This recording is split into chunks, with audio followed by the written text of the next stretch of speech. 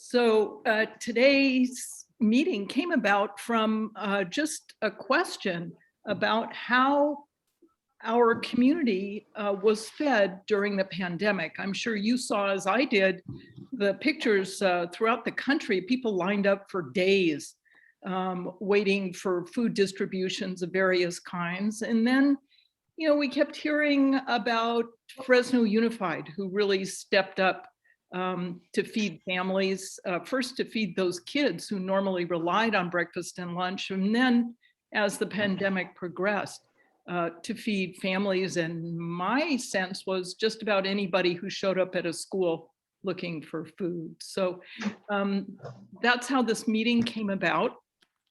I will say that we're kind of in that deciding time whether we should be meeting in person, meeting online. I think we're like everybody else, not quite sure if we're really back to normal or not quite, or who knows. So I hope that more will join us as we go. In the meanwhile, I'm going to let Sandy introduce our speakers for today. Okay, well, thank you, Marianne. And I really appreciate both Natalie and Amanda donating your time to educate us and let us know a little bit more about the food insufficiency or the food sufficiency, depending on your take on it, in this community in Fresno. So we're going to start with Amanda, and I'd like to introduce her. She's Amanda Harvey, is the Fresno Unified School District Nutrition Services Director over the whole district. A graduate of the Fresno State Food and Nutritional Sciences program, she has worked with Fresno Unified Nutrition Services for the past 6 years. And she's helped lead the department through the many transitions related to the uncertainties around COVID-19 pandemic. She's excited to push Fresno Unified Nutrition Services to be a model among school districts with a focus on nutrition, quality, and variety. And so Amanda, I'll let you take that from here, and then when you finish, I'll introduce Natalie Caples. Okay, thank you so much. It's a pleasure to join you all. I do have a PowerPoint, and I've never ran a PowerPoint on Zoom, so wish me luck. And then feel free to, interject if there's any questions as I go along. It's a nice small group, so I think we can keep it maybe a little casual. So let me see how this works.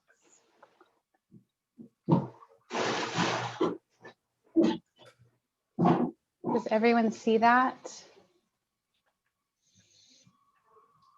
Yes. Okay. So again, we're nutrition services. I'm the director of nutrition services, like Sandy said. So she kind of covered all of this. I do want to add in there, so it does say that I've been with the district for the past 6 years, but just as a little side note, on March 12th, 2020, I was asked to step into the acting role of nutrition services director. On March 13th, 2020, the very next day we closed schools. So it's been a kind of a wild ride for the last year and a quarter. I'll start with, I will definitely get into how we fed students over the pandemic, but I do want to just share a little bit about our nutrition services department. So our mission of our department is to provide the students of Fresno Unified School District with nutritious and appetizing meals to help them do their best in the school each day. And it was exciting, as it was referenced, is that we moved beyond our children. We were able to feed our whole community, which was extremely exciting over this time period when access to food was greatly needed. In a normal school year, pre-COVID, we were serving 72,000 students. We have about 107 serving sites, and then these are our average daily meals served. So breakfast is about 27,000 meals served, lunch is 58,000 meals served, snacks 7,500, and super snack, our supper program, is 5,500. So again, that's pre-COVID numbers. And if you're not aware, Fresno Unified is the 3rd largest school district in California. We offer meals, several meals during the day. Our students can receive our breakfast program, our lunch program. In the elementary schools, we've been awarded, we're the largest grant awardee in California for the Fresh Fruits and Vegetable Program. And next year, we're very excited to expand that to all elementaries, not just qualifying elementaries. So all elementary students will have access to our Fresh Fruits and Vegetable Program. We have our after school snack program. And then we have, again, our supper program, which we call Super Snack. And then during the summer, we do our summer food service program, which is running right now. So how did we feed during the pandemic? So overnight, we were told on a Friday night after 3, after staff went home, that we were closing schools. And nobody needs to come to school on Monday. And then it was like, wait, nutrition, we still have to serve meals. So nutrition services, come to school. If you have anything to do with the food services, you need to show up on Monday. So as I'm sure you can imagine, that was a little stressful on our staff because, everyone else, we were being told it's not safe to be out. We need to shelter in place. So that was quite a conversation that we had to have with staff to ease their anxiety levels, which was, nationwide concerns. So we overnight were able to serve curbside over the weekend, I guess we can say. So from Friday, we were serving in cafeterias. On Monday, we were serving curbside meals. And immediately our superintendent said, oh, it's not just our kids that need food. So we expanded it out to the whole community. Anyone that was in need could get meals. We're funded through, we're funded to serve children 1 to 18. So that was a district expense. We were not able to get reimbursement from the state and federal government for those meals. So we had to do some tracking to make sure we accounted appropriately. Thankfully, we were able to get some support from the city of Fresno. They provided funding opportunities for several of those community meals for adults. So without a break, our community still had access. The first couple of days we were open at all school sites. We had to restrict that down to about 22 for the spring of 2020. Over summer, we had about 25 sites. And then for school year, this last school year in August, we opened up, it says 57, but we actually opened with 63. And then as we kind of started having kids come back to campus, we reduced to 57. But since schools closed in March, we've served over 11 million meals. And the stories we've heard have been amazing. Our staff are out there and they're hearing these stories. Their kids, the kids will be in the back seat and they're just so excited to see a familiar face. There was a lot of creek fire evacuees that were coming through for our meal service. So it really was a great opportunity for nutrition services to step up. A lot of people don't think of meals when they think of school. We're all concerned with our education and test scores and things like that. But this has been a time for nutrition services to really shine and for our staff to be the frontline heroes from day one. Of course, safety was of the utmost concern for our staff and for the community. Because we needed to continue serving these meals. We made sure immediately that we had tables, equipment, and we were reducing touch points. So as much as we could make it as contactless as we could. Masks, gloves, hairnets, and hand sanitizers were out. Staff and public were reminded to physically distance. The USDA, so again, our funding sources through the USDA and the state, and there was a whole bunch of waivers that came out right away. So we were allowed to have parents come and pick up meals. The student didn't have to be present. We were able to serve breakfast and lunch at the same time. So usually those aren't allowed in a normal school year. So we were able to, we didn't need the families to have to come out in the morning for breakfast and then 2 hours later for lunch. So we were able to serve all these meals together and make it very convenient on families and staff. Disposable utensils. Our meals were bagged or boxed if there was several meals going out at once. And we didn't miss a day of service. So we, the first major holiday was spring break. And that's a non-contracted day for staff, but we were able to pay them extra time with a grant through No Kid Hungry.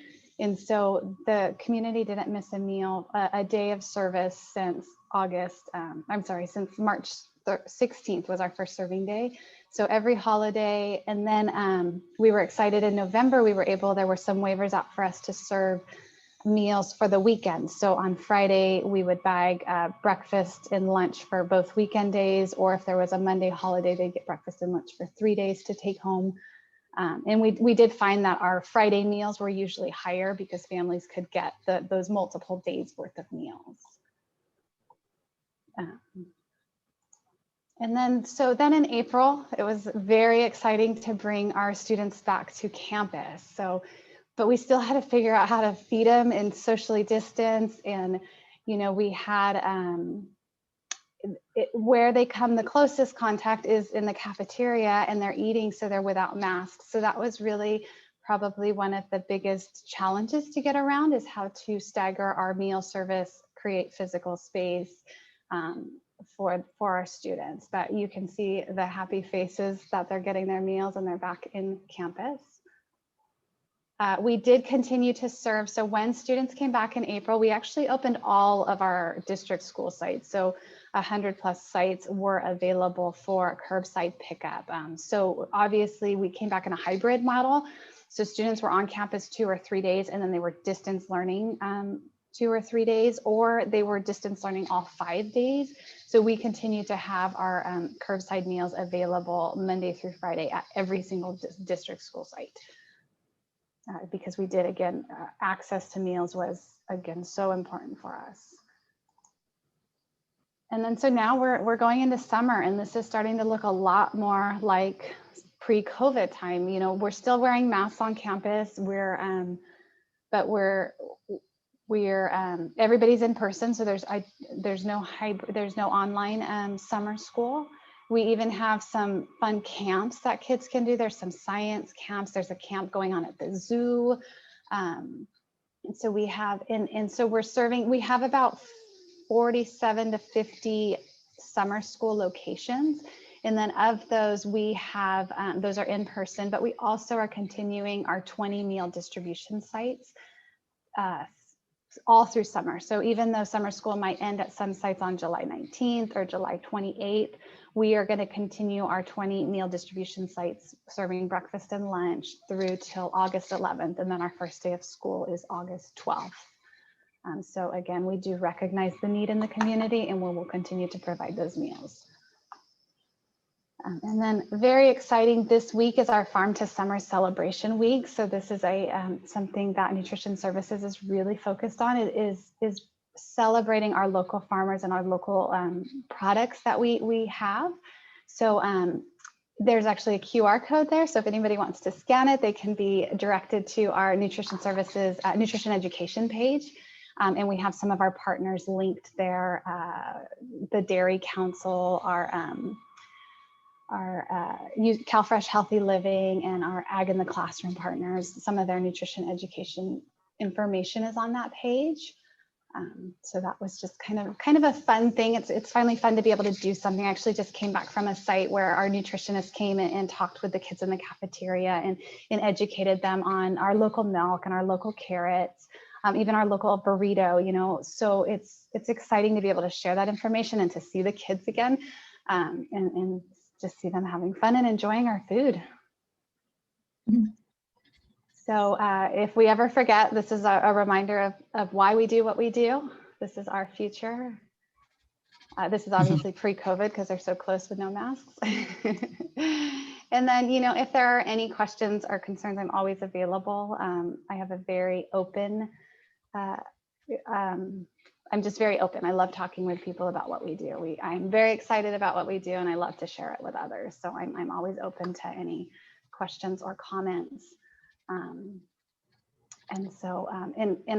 very excited to be sharing today with Natalie, because Natalie and I did work very closely to help. She had a different approach, but we collaborated to help ensure that there is food in our community to our community members.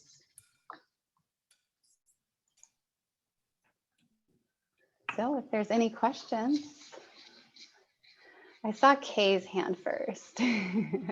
First, I just want to commend Fresno Unified and you, Amanda, for all of that work. I kept hearing on the news, during all these last months about, children not getting their meals like they were used to when they were in school, and that being one of the real downsides of distance learning, that wasn't happening in lots of places in the country. And it just was so heartwarming and delightful to know that here in Fresno that was not the case. And I used to drive by Del Mar Elementary, frequently, and see your staff out there distributing food.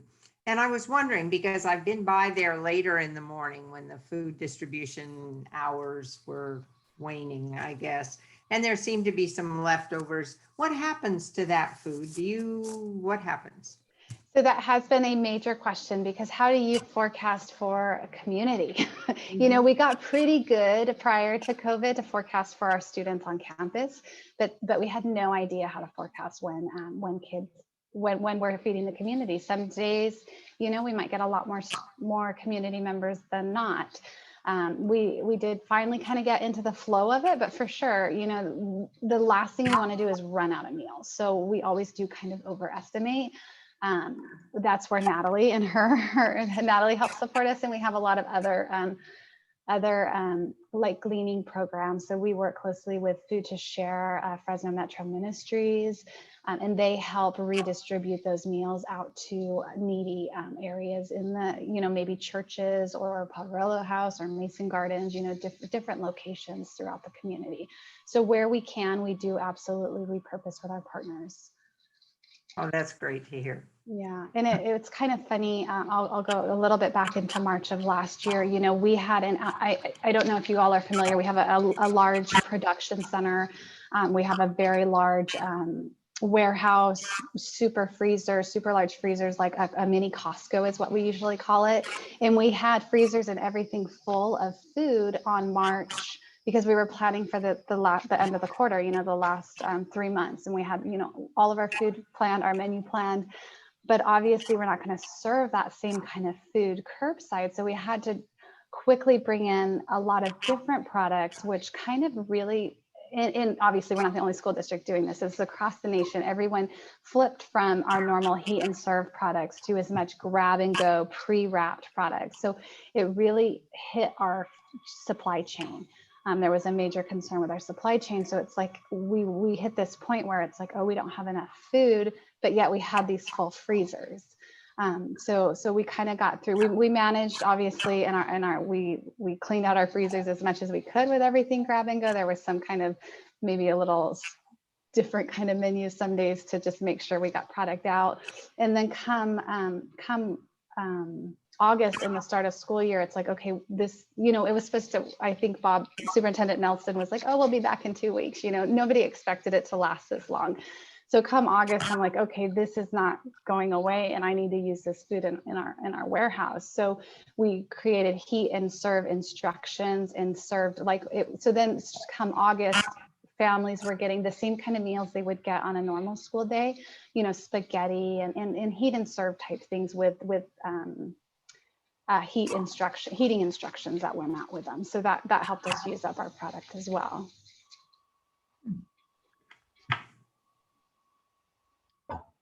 Oh, it looks like Lenore has a question. Yes, I was also interested in how you managed all this. And it's one thing to know that the food was distributed that wasn't used. I have a question. What is the fresh fruit and vegetable program? So that is a USDA grant. So you have to apply for it. We apply for it every year. We've done it for several years, and it's to encourage students to learn more about just different fresh fruits and vegetables that they might not see on a normal basis. There's some nutrition education involved with it, and it's getting them used to products that maybe they don't see on a regular basis. So is this educational, or do they get these products? They get those products, so they get them on their recess. And then there also is, you know, an educational component. We have flyers and we ask our principals to promote it and maybe tell what the fruit or vegetable is and what, you know, what kind of benefits it has. So it's a little bit of both. We ask teachers to help participate with it too, but they get to taste it. Yes, absolutely. So they get a little baggie of, you know, whatever the product might be: strawberries, bell peppers, broccoli, carrots, things like that. Yeah, that's a great idea. Thank you. And like I said, we're the largest awardee in California, and I'm so excited that next year we get to expand it not just to the school sites that are awarded. We're going to expand it to all elementary school sites. Thank you. Thank you. I have a question. Yes. Hi, Sandy. Are there changes you made during the pandemic that you'll stick with in the future? Maybe improvements or not? I'm going to say a huge emphatic yes. So as I mentioned, I became a new director during this time period. And so as you can imagine, I may have been sitting in the wings thinking of things that I'd really like to help improve our program. So I've been put in the opportunity to actually implement those. So, you know, I've been having my management team and I have met weekly for the whole last 15 or 16 months, whatever we're at now, to say, you know, we've actually been to find this. I'm always about finding the silver lining. So we found the silver lining. We were given a pause from our everyday hustle bustle that we did. You know, we made 100,000 meals a day, you know, and so we were given a pause to look at everything we do with like a fine tooth comb. We went through our standard operating procedures manual and we looked at everything, and it's like, does this make sense? Does this continue to make sense? Is this the most efficient way to do something?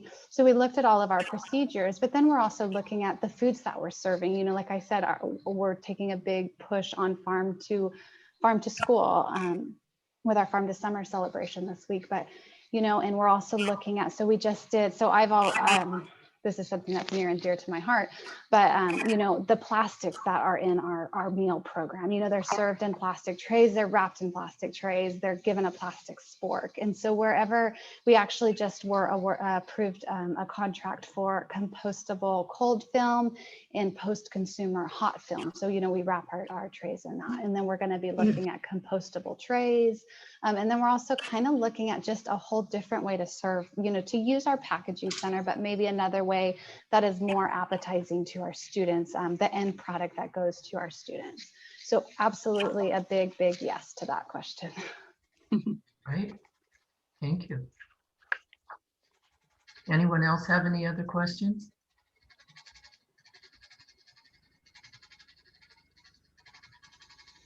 Okay.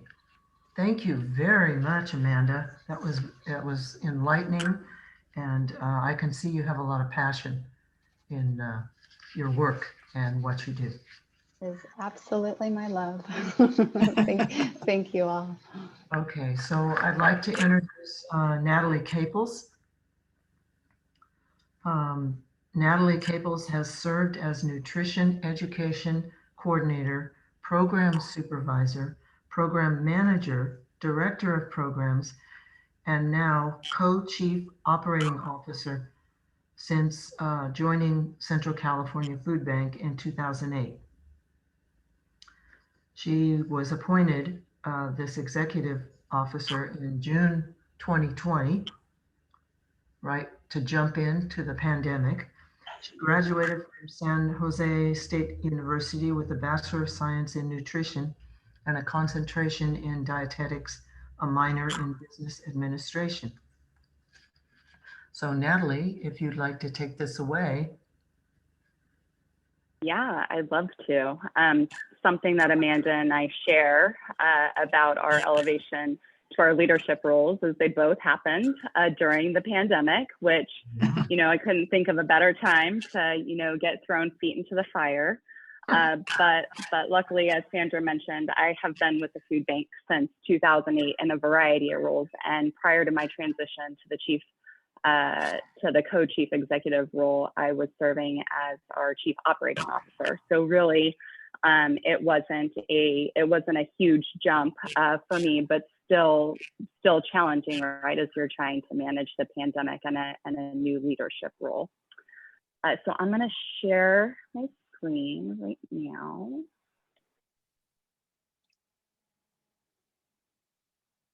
Okay, can everybody see that? Mhm. Great. Yes. Okay. All right. So like Amanda, I want to provide a little bit of context around who we are, who Central California Food Bank is, for those of you that are unfamiliar with our organization, and then I'll jump into our COVID response and talk about some different programming that we implemented. So Central California Food Bank has been serving the community in some form or fashion since 1992. So we're coming up on our 30th anniversary of providing food access to individuals in Central California. We started very small in Fresno, and then over the course of these years, we've actually expanded to a 5-county service area. So we're serving food insecure individuals in Fresno, Madera, Kings, Tulare, and then we have a partner in Kern County that we support, and they provide all of the direct services to food insecure individuals. And we are the region's largest community-based organization focused solely on ending hunger.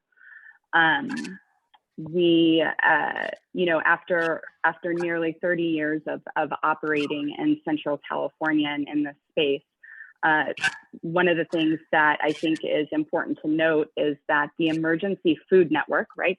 That's what we are. That's what our member partners participate in, has really become a vital part of the larger social ecosystem. And this graphic on the screen right here really shows you how we acquire food and how that food actually moves out through our partner network.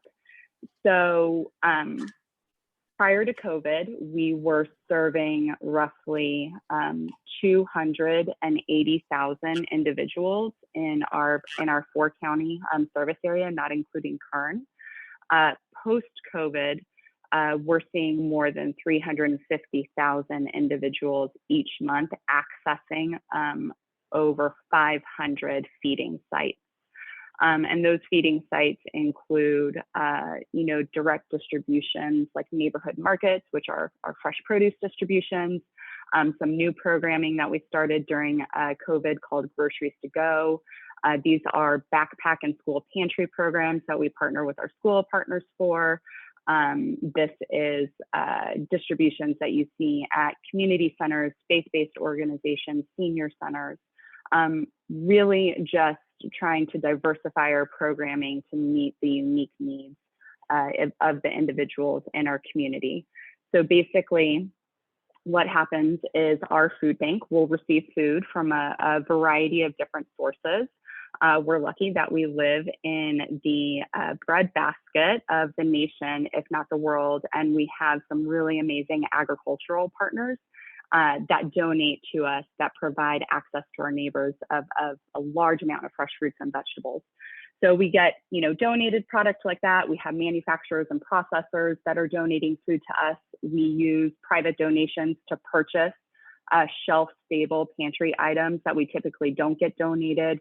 And like Amanda and Fresno Unified, we also have a USDA contract for a separate feeding program specific for food banks called the Emergency Food Assistance Program. So all of that food comes from a variety of different sources. It lands at our physical distribution center located here in Fresno, California. And then we operate as like that hub and spoke model where we are then taking that food and we're providing it to our member partners in our service area, and they're providing direct assistance on the ground to neighbors who are in need. One of the things I'll mention before I move on to, just as we talk about the impacts of COVID, is our fiscal year runs from July 1st to June 30th. Last fiscal year, we distributed roughly 40 million pounds of food. So that included, a partial portion of COVID. This year, we will end up distributing close to 53 million pounds of food into our community. So a significant increase due to the conditions around the pandemic, but also the really unique opportunities for partnership and collaboration that were presented because of COVID. So clearly, we were community-based organizations, schools were all grappling with some challenges that COVID presented. Some of the same challenges that Amanda talked about, our food bank experience in terms of food supply chain restriction. Very early on in the pandemic, there was panic buying, and you had manufacturers and processors that were navigating safety challenges for their employees, potential outbreaks, at their centers. And so while the demand for commodities like food and toilet paper, I could not get toilet paper in the very early days of the pandemic. It was very, very scary in this household.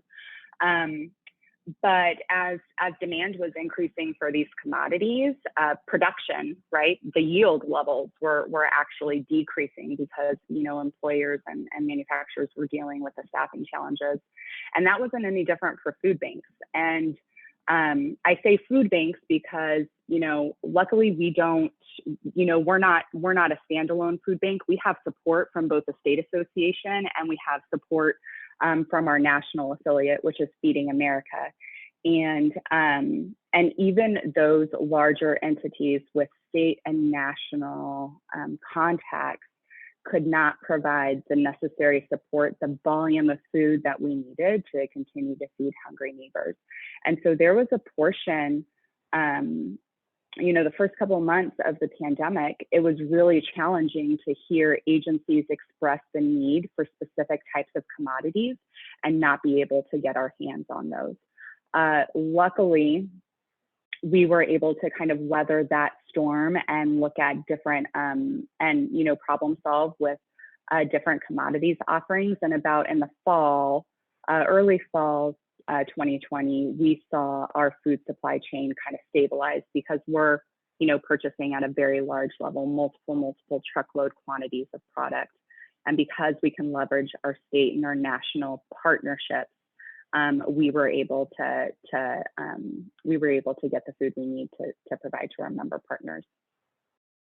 Another challenge that we dealt very early on in the pandemic was volunteer support diminished, right? Everybody was following orders to shelter in place. And for our food bank that relies very, very heavily on volunteer support, not only at our physical distribution center, but also our member partners that are distributing food rely on volunteers to help them execute their feeding programs. It was a major challenge. For the food bank, on a given year, we have about 6,000 volunteer hours donated to us, which is the equivalent of about 25 full-time employees. And so to lose that amount of support to help us package and distribute food was a challenge. We pivoted pretty quickly and we enlisted the support of workforce development programs, either through the state. So for us, we were trying to contract with the California Conservation Corps. We ended up contracting with EOC and our local Conservation Corps. And we also contracted with a workforce development program from Fresno Mission so they provided the staff and the bodies, and we provided workforce development and training opportunities, and that helped us supplement our volunteer needs to be able to make sure that we can continue to get food out into our community. And then on the agency or the member partner side, those faith-based organizations or community centers, et cetera, that were distributing food, the way that we helped them provide support is we transitioned a lot of our existing distributions into drive-through models, and we provided all of the food to our member partners pre-packaged. So we used that workforce development labor to pre-package food inside of our distribution center and push that pre-packaged food out to our member partners. So typically, pre-COVID, they were getting items in bulk. They would use their volunteers to package it up into grocery bags prior to their distribution, and then they would hand it out. But we internalized those operations because they just couldn't recruit the number of volunteers they needed during COVID to keep that model up and running.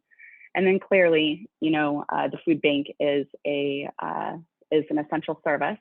And so keeping staff safe while remaining open was a challenge, but we provided PPE. We allowed administrative staff who didn't need to be at the office to work from home, and so we were pivoting to make sure we could accommodate Cal OSHA guidelines and social distancing and make sure everybody stayed safe.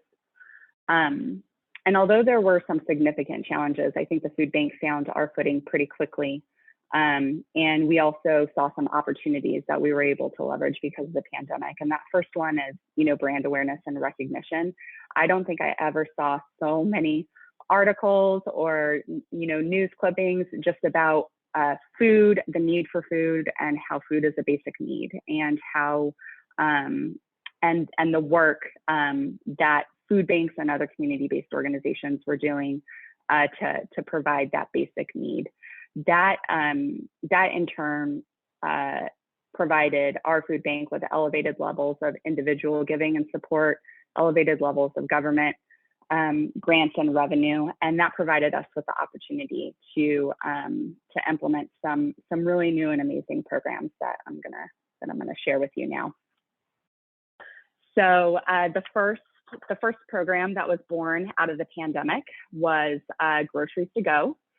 Groceries to Go is an online appointment-based pickup and delivery program that started operating in May of 2020. So basically, in order for neighbors to access Groceries to Go, they go online, they fill out a very quick intake form, and on that intake form, they could request a pickup or delivery of food. When we first started in May of 2020, the initial pickup location was at our food bank, the wonderful food center. A neighbor would schedule their pickup appointment online. They would wait for the date and time slot of their appointment. They would drive to the food bank.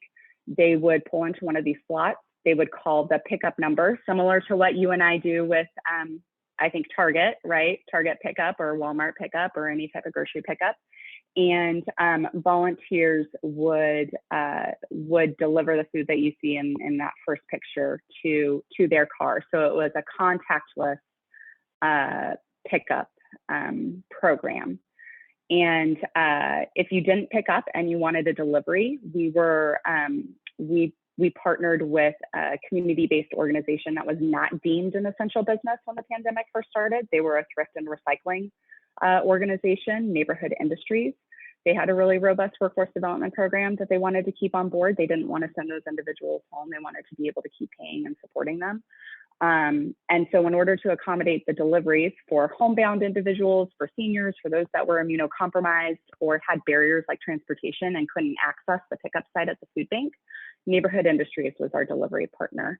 And that program has been wildly successful in terms of its ability to be able to reach individuals who may not have accessed our traditional distribution services prior to COVID. And interestingly enough, we've seen a increase in utilization amongst our Southeast Asian community with the Groceries to Go program. There's a lot of stigma associated with receiving emergency food assistance, especially in a traditional setting like a food distribution or a food pantry. And so Groceries to Go provides some anonymity, and that stigma barrier has really permeated the Southeast Asian community, and we're seeing high levels of use in our Groceries to Go program. So because of its wild success in reaching underserved communities and kind of a different format to reach neighbors in need, we actually expanded the program in fall of 2020 to 12 additional locations in Fresno and Tulare County.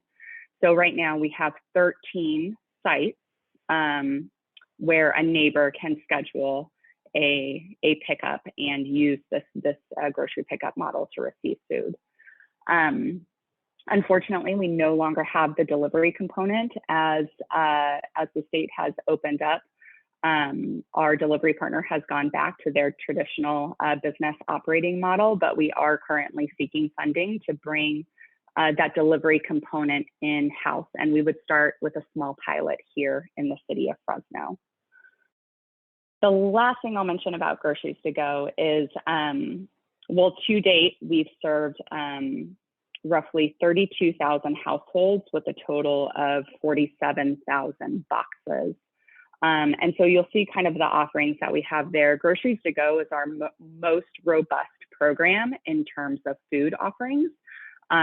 So every family receives a box of shelf-stable pantry items, so things like pasta, beans, rice, cereal, maseca, canned fruits and vegetables, things that you would typically, house in your pantry. And then they also receive fresh eggs, tortillas, fresh fruits and vegetables, dairy.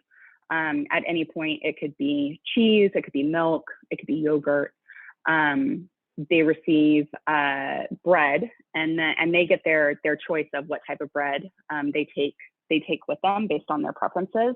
And then they also take home protein. So that could be chicken, that could be beef, that could be pork, that could be ham. It's all based on what we are receiving from our local retail partners with our Retail Rescue program. So again, the most robust, most comprehensive food offering that we have to date, and I think that that's why the program has been so successful.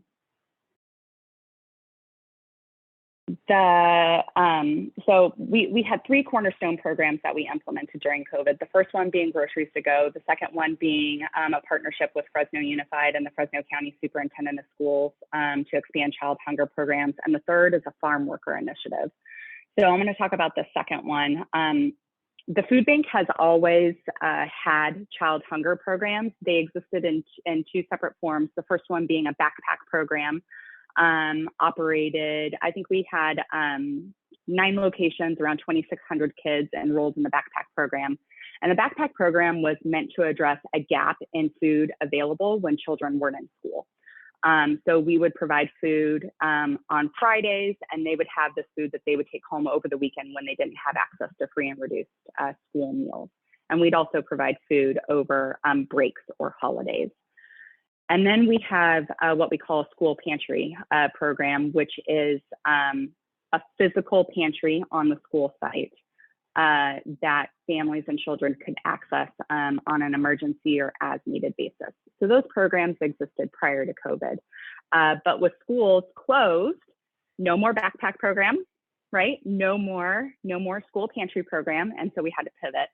And so luckily already having some amazing programs operating at Fresno Unified sites, the partnership felt pretty natural. And so utilizing, I think, Amanda, we were at like 12 to 14 locations at any given point in time, utilizing parking lots at Fresno Unified schools that initially were not offering their prepackaged to-go food offerings during the pandemic.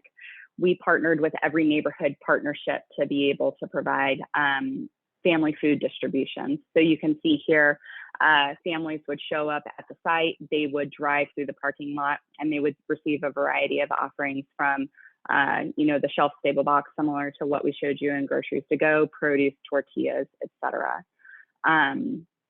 And with this program, we were reaching about 5,400. It says children, it's really unique households every single month. And then we, once we saw the success of the partnership with Fresno Unified, in the summer of 2020, we started partnering with the Fresno County Superintendent of Schools to be able to reach our rural school children whose gaps in food access was significantly higher than in our urban areas. So that partnership, like I mentioned before, has been extremely successful. We're actually hoping to continue the partnership in some form or fashion with Fresno Unified once we get back to regular on-campus learning, and we're working through what that looks like right now. But school partners are really vital in the success of reaching families and children because of the barriers associated with accessing food, whether it's transportation, whether it's stigma, whether it's individual experience or general awareness. Schools are anchors in our community. They are trusted sites, and they are neighborhood based. And so it is a natural collaboration to be able to expand food programming in schools, just because of their reach and their trust and their access to children and their families. And then the last initiative that we started during COVID was our Food Access for Farm Worker initiative. I mentioned earlier that we live in the breadbasket of the world, and farm workers are vital in getting food on our tables. And unfortunately, because they are located in rural areas with limited food access, food hardship has and continues to skyrocket during COVID. And so for us to be able to support our agricultural community, we started distributions in conjunction with United Farm Workers Foundation and the California Farm Worker Foundation in 8 farm working communities across Fresno, Tulare, and then 1 distribution in Kern County. And so to date, we've distributed roughly 47,000 boxes of culturally appropriate food to farm workers in those rural areas with the support of those 2 amazing farm worker focused organizations. And because we're going directly to those communities, not requiring them to come to us or to seek out a distribution that maybe is a little bit further away for them, this program has been amazing. We also offer this programming at different times of the day than our typical programming. So these are evening distributions, so farm workers aren't missing the distribution because they're because they're working during the day and they're in the fields or they're in the packing houses. So I always have to put a little plug in there for if you're interested about getting involved. Conditions around COVID are easing. We've been allowing volunteers into our distribution center all through COVID because we are an essential business, and we've taken drastic steps to be able to support individuals that actually come to the facility with temperature checks and thermal scanning, mask wearing, sanitation, things like that. But summer we always see a dip in volunteering normally because, people are traveling, they're not in school, and we typically just see lower engagement. So if you're interested and you want to volunteer, it's super easy. Registration can be done online, and we have 2 volunteer shifts Monday through Friday, and we have a first Saturday of the month Saturday sort.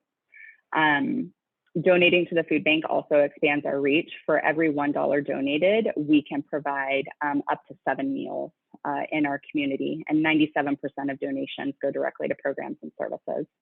And then because I know that I'm talking to the League of Women Voters and you're very active in your community, another way that individuals can support the food bank is by advocating. We have Facebook and social media posts on Instagram that you can share. We currently have calls to action at the statewide level to support increased funding in the state budget for food banks because there is a huge surplus. If anybody's interested in learning a little bit more about how to get involved on the advocacy side, please don't be afraid to reach out. You can reach me via email right there and Caples at ccfoodbank.org. And thank you so much for the opportunity to present and tell you a little bit about what we've been doing and some of the programming that we're really, really proud of to be able to support our community during this time of need.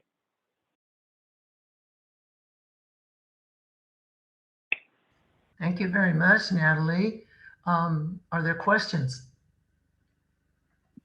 Yeah, I have a question. And I know that during the pandemic, many of our packing houses that supply food to restaurants and food service opportunities had no place to use their produce.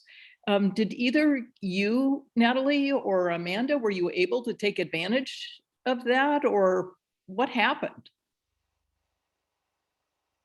So interestingly enough, during the pandemic, our produce donations actually decreased. And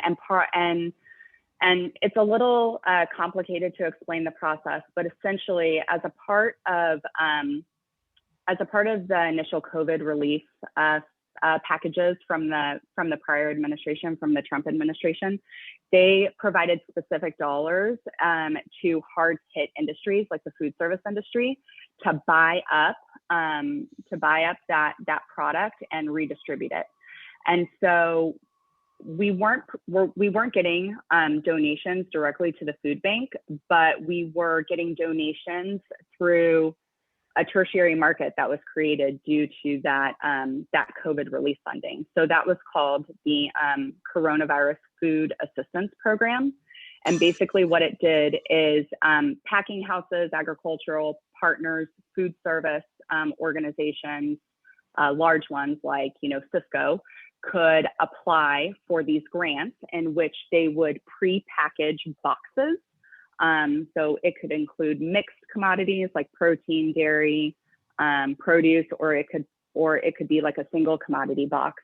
And then community-based organizations, nonprofits, food banks like us had to essentially solicit those organizations to receive those donations. So those organizations entered into contracts with the government to be able to support, that industry.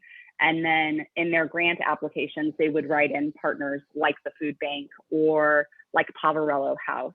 And so we actually, all of the grant applications that we provided support to weren't picked in the first round of that funding, but we did receive support in the second and third rounds. And that program sunsetted in May of this year. So it's no longer in existence. And I can just add to that we also weren't able to utilize that service, but I know that some of our partners did. I know ABERG, the Asian Business Institute Resource Center, they were funded and were retrieving a lot of product from local farmers and redistributing it out to the public. Yeah, there was a lot of small farm support. So that they got a grant through the city that supported grants to small farmers. They would buy up their produce and then they would use our agency partner network to distribute that produce in appropriate neighborhoods. So you would see a lot of Southeast Asian fruits and vegetables, and we would direct those distribution to our member partners that were serving larger Southeast Asian communities.